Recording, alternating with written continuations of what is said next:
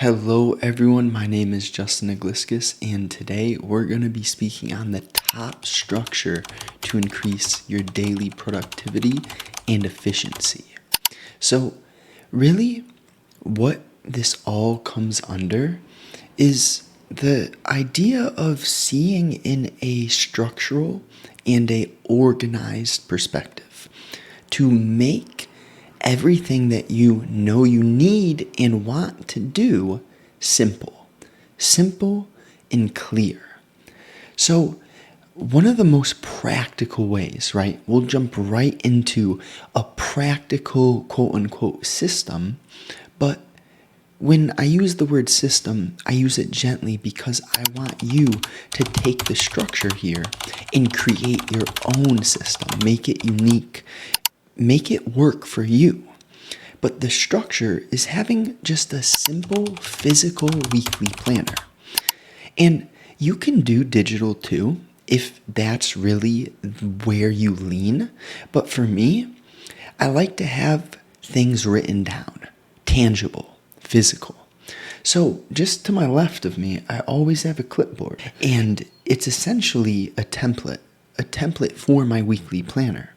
And I have it organized in a way where it's just boxes, and there are 3 weeks on each side of each paper. And with that being said, it's just broken down Monday through Sunday, each day, and then AM, afternoon, and PM within each day. And then I have a ideas section below the Monday through Sunday boxes. And then that's just repeated 3 times to conserve physical paper, for the environment. Because, right, this is holistic, and therefore we consider the environment. But really what this allows me to do is each week, right, we get thoughts, we get ideas. And I used to fall into such a deadly trap of getting overly excited and then rushing myself, like feeling as if I have to get that idea or that action finished so quickly after having it pop into my mind. So now the way that this really gets powerful is it's up to you whether you carry a notebook everywhere you go, but for me, I just use my phone as that notebook.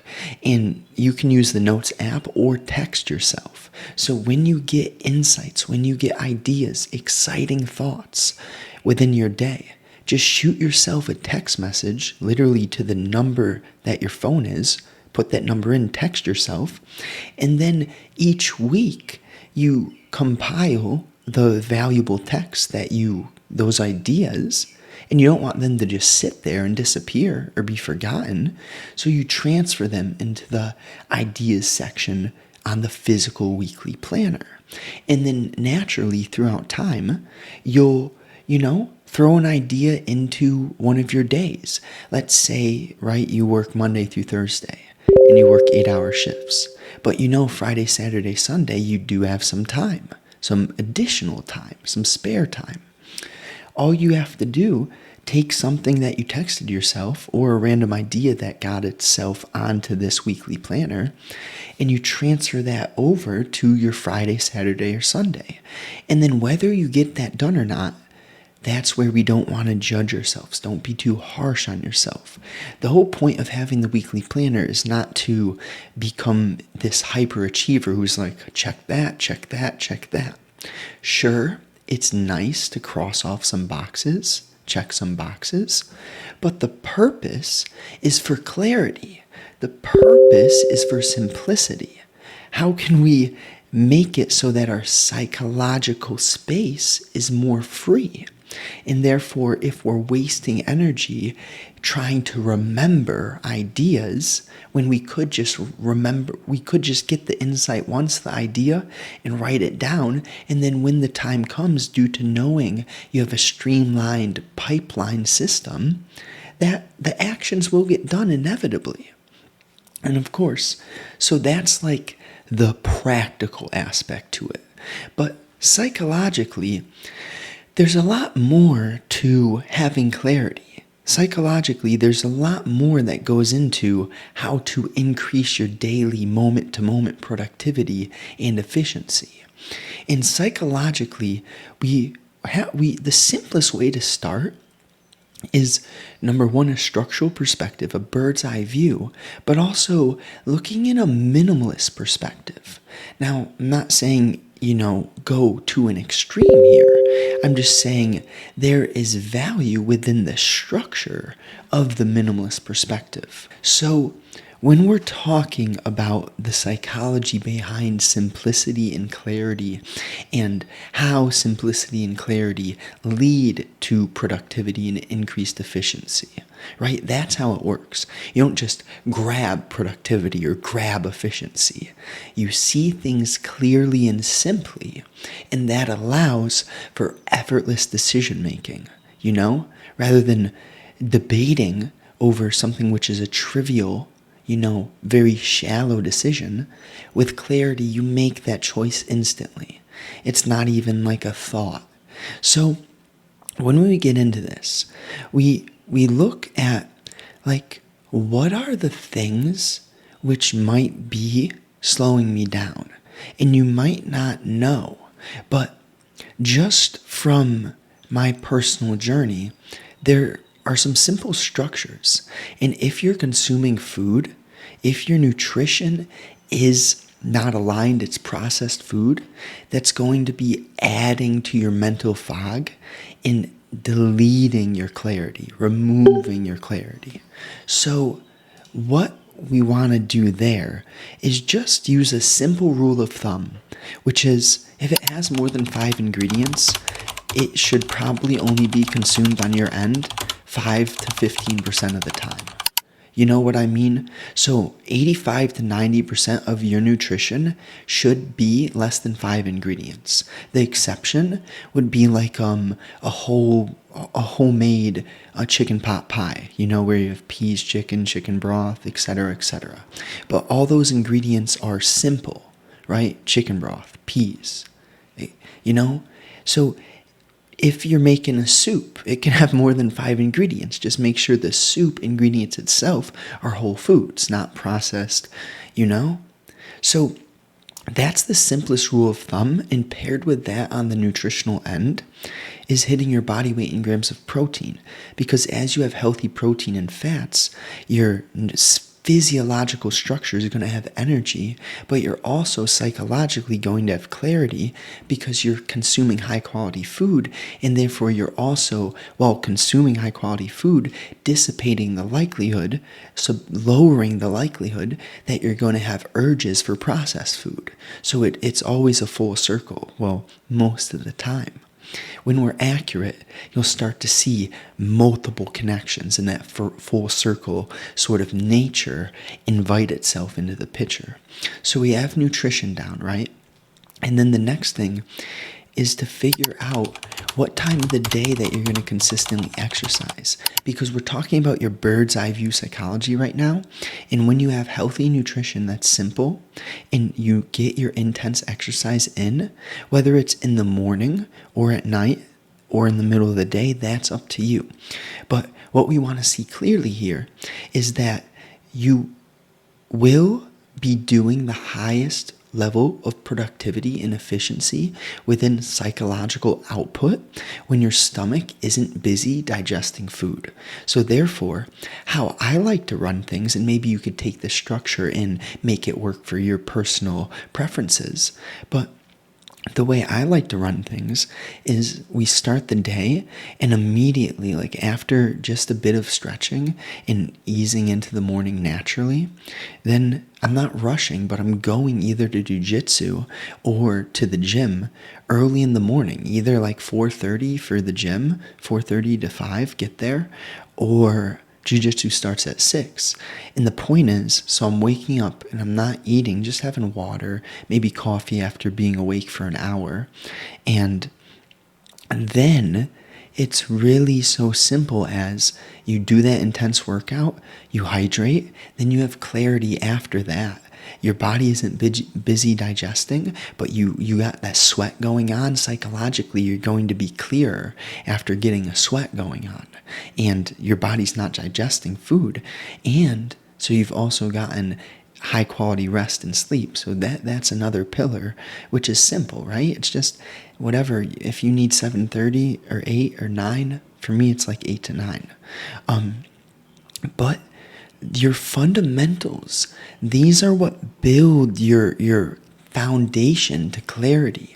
And with clarity, you're naturally going to become more efficient and more productive, especially when you conserve that energy that you would otherwise waste trying to remember these ideas that you'll have on the weekly planner. So, you create that weekly planner. It doesn't have to be like timed. It's just general. It's structure. AM, afternoon, PM. What actions would I like to get done?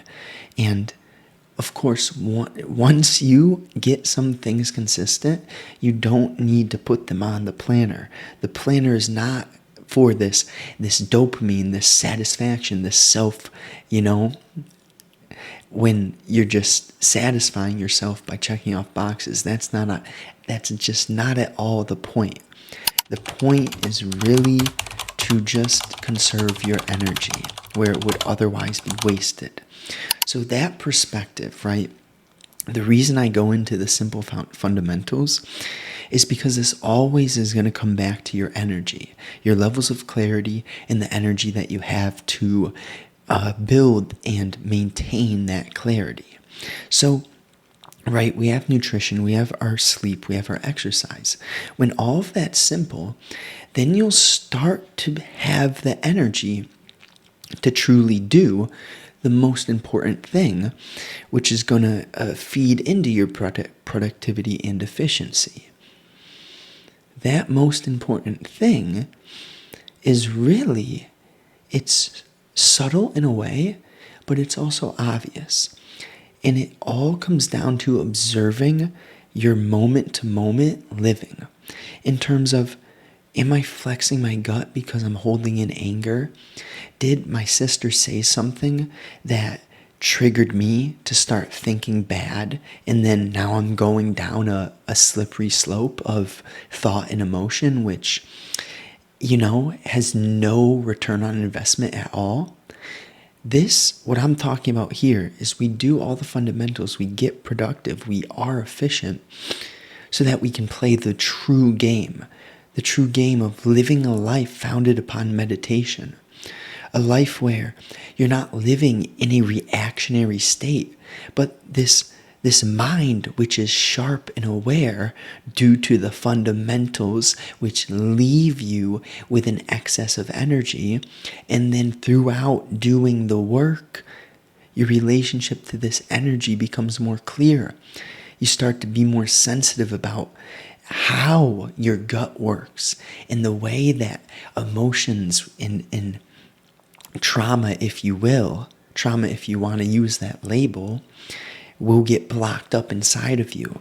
You can literally begin to feel all blockages within your being, whether it's within the mind or within the physical body. And it's such a gift. It's such a gift that all of us have. And it's more than beautiful. It's just beyond words when you begin to live this life where you're sensitive of what's moving through you.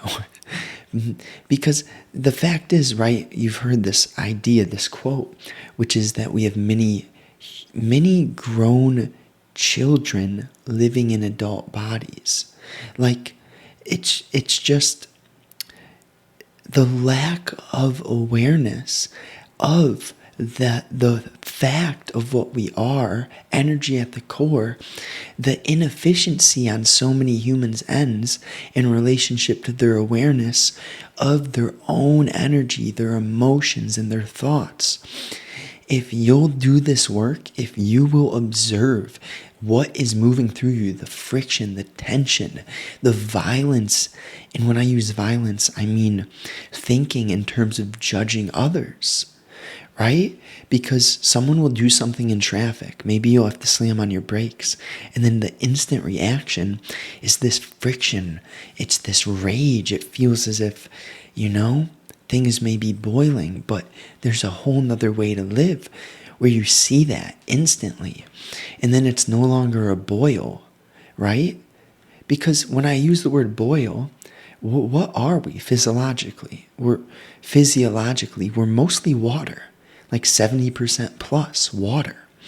So it makes sense, and you can see it, you can feel it, that so many humans are boiling inside constantly. And I mean, that's not the way to live, but don't believe me when I say that. I'm just saying that my life used to be like that. I was boiling all the time. And now I live in a way where, like, if there's ever a boil, it's seen instantly.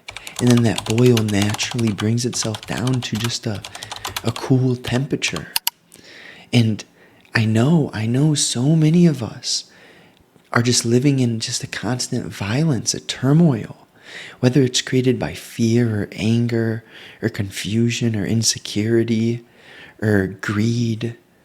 It can be built from so many different specifics, but the specifics don't necessarily matter because the structure is continuously the same.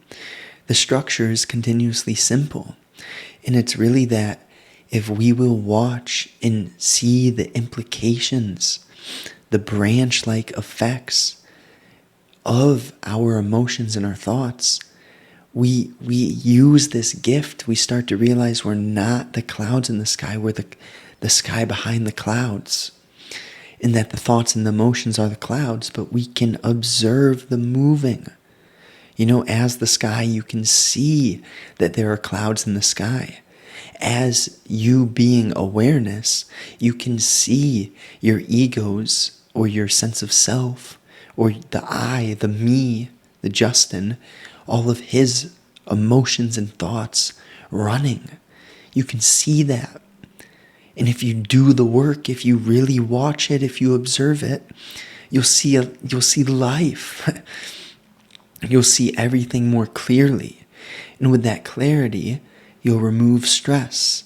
You'll gain a confidence which is beyond a shallow level of confidence, right? Like a true confidence, a confidence which allows you to be so vulnerable because you're unmovable, really.